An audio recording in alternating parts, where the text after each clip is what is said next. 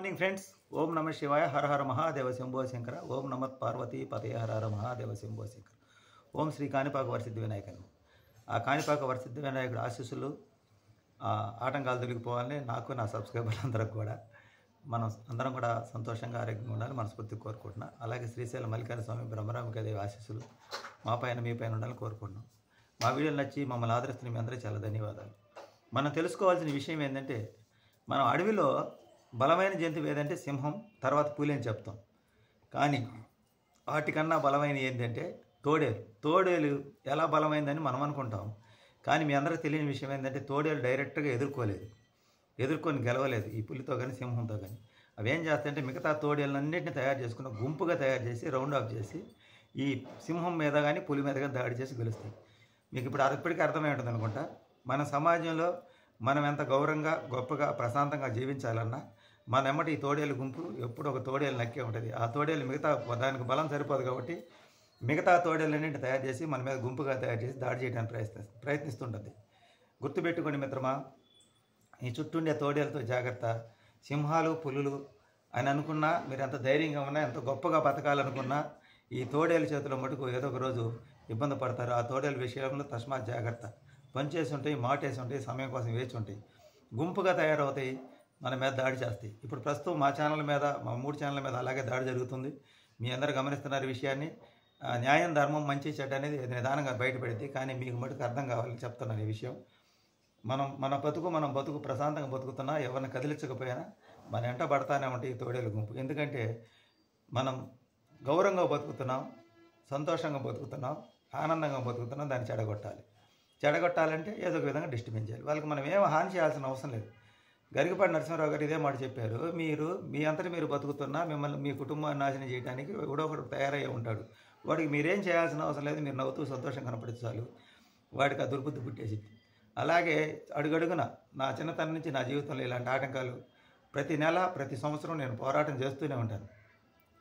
ఈ దౌర్భాగ్య పరిస్థితి కారణం ఏంటంటే, నా రాశి వృశ్చిక రాశి. ఈ వృశ్చిక రాశిలో పుట్టిన వాళ్ళు ఎవరు కూడా గత జన్మ కర్మలు వెంట పెట్టుకొని ఈ జన్మెత్తుతారట.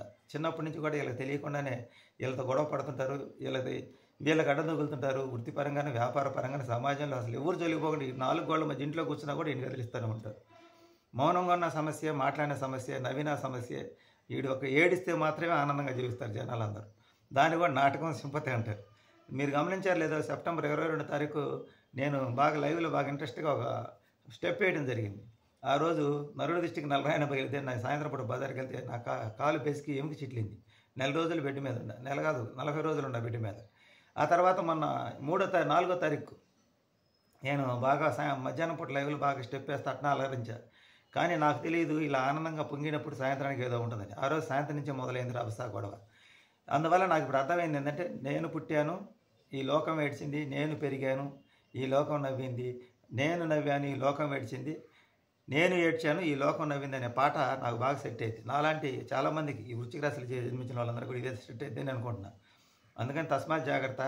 మనం ఆనందాలు, సంతోషాలు ఇవన్నీ లిమిట్లో ఉంచుకోవాలి. ఎందుకంటే ఈ పొంగామంటే మనకి నరదృష్టి ఎక్కువ అవుతున్నప్పుడు మనం కంట్రోల్ అవ్వాలి. అందుకని నేను పండగలకి వాటి కూడా పండగలు చేసుకోం. ఎందుకంటే మేము పండగ బాగా చేసుకున్నాం, మా తలనొప్పి వచ్చేస్తాయి, చికాకులు వస్తాయి. ఎందుకంటే నా బాల్యం నుంచి జరుగుతున్న అనుభవాలు ఇవన్నీ. మన కుటుంబం మీద మాకు నరదృష్టి ఎక్కువగా ఉంది కాబట్టి మేము చేసుకోము. కానీ అప్పుడప్పుడు సరేలే అందరూ ఉల్లాసంగా ఉండి యాక్టివ్గా ఉండమంటే వాళ్ళ కోసమైన బలంతాన లేని ఆనందాన్ని తెచ్చుకొని అలా నవ్వినప్పుడు జనదృష్టి మా మీద పడుతుంది.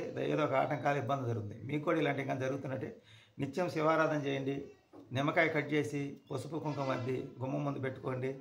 మేము ఈ మధ్య వీటిని ఆచరించడం తగ్గించడం వల్ల మాకు ఈ సమస్యలు పెరిగినాయి. మళ్ళీ మా పూజలు ఇవన్నీ చేయడం మళ్ళీ మొదలు పెట్టాము. నిత్యం నా దైవనామస్మరణలో ఉన్నాం. ఇంకా సర్వానికి సర్వేశ్వరుడే.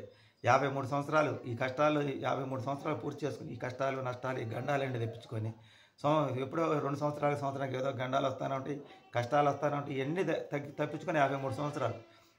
ఇక మీద జరిగేవన్నీ కూడా నాకైతే శక్తి సన్నగిలుగుతుంది. ఆ సర్వేశ్వరుడినే, అమ్మవారు ప్రత్యంగిరాదేవి అమ్మవారిని, వారాహి అమ్మవారిని వాళ్ళని ప్రార్థిస్తున్నాం. అంటే శత్రువులు ఎక్కువగా ఉన్నప్పుడు ప్రత్యంగిరాదేవి అమ్మవారిని పూజించినట్టయితే ఫలితం తొందరగా వస్తుందంట. వారాహి అమ్మవారిని పోయినసారి ఒకటినే అనుకోని శత్రువులు నా ఎంటబడినప్పుడు వారాహి అమ్మవారిని ఒక 2 నెలల పాటు పూజించాను, ధ్యానించాను. ఆ సమస్య నుంచి బయటపడ్డాను.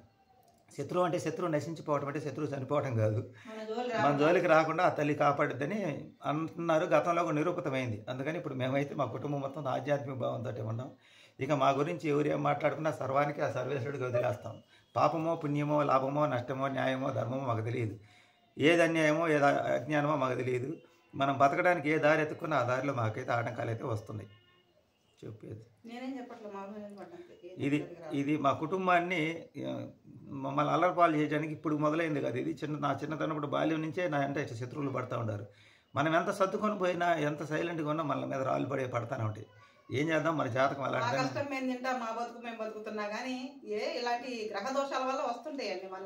మా రాశి, నేను పుట్టిన రాశి ఆ నక్షత్రం అలాంటిది. ఏం చేయలేం, సర్వానికి సర్వేశ్వరుడే. ఓం నమ శివాయ, హర హర మహాదేవ శంభో శంకర. ఓం ప్రత్యంగిరాదేవియే నమ. ఓం శ్రీ వారాహ్యే దేవియే నమ. మమ్మల్ని సపోర్ట్ చేస్తున్న మీ అందరికీ చాలా చాలా ధన్యవాదాలండి. ఏది న్యాయమో ఏది అన్యాయమో దేవుడి చేతికి, దేవుడి పాదాల దగ్గర పెడితే ఆయనే నిర్ణయిస్తాడు. చెప్పాం కదా. ఇంకా మేము ఇప్పుడు నేను పని కూడా పోవట్లే, ఈ ఆధ్యాత్మిక స్తోత్రాలు ఎక్కువ వింటున్నా. ఎలా జరగాలంటే అలా జరిగిద్దని నేను పనికి కూడా పెద్దగా పోవట్లా. షాప్ కాడ కూడా 1 గంట 2 గంటలు కూర్చొని అంతే. ఎందుకంటే అలర్ చేసేస్తున్నారు. చేయని కర్మ వాళ్ళది, మనం ఏం చేద్దాం. బాయ్ అండి. మా వీడియో నచ్చితే లైక్ చేయండి, షేర్ చేయండి, సబ్స్క్రైబ్ చేయండి, సపోర్ట్ చేయండి.